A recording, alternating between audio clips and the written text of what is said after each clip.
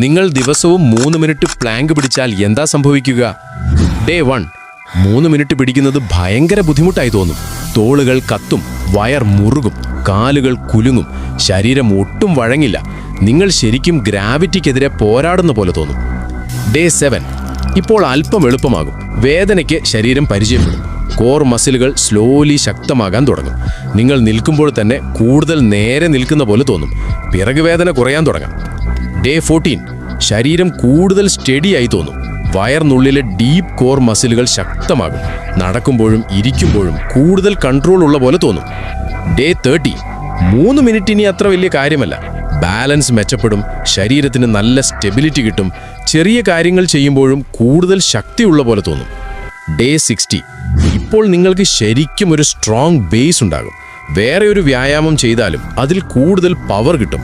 ശരീരം മൊത്തത്തിൽ ശക്തവും സ്റ്റഡിയുമായിരിക്കും.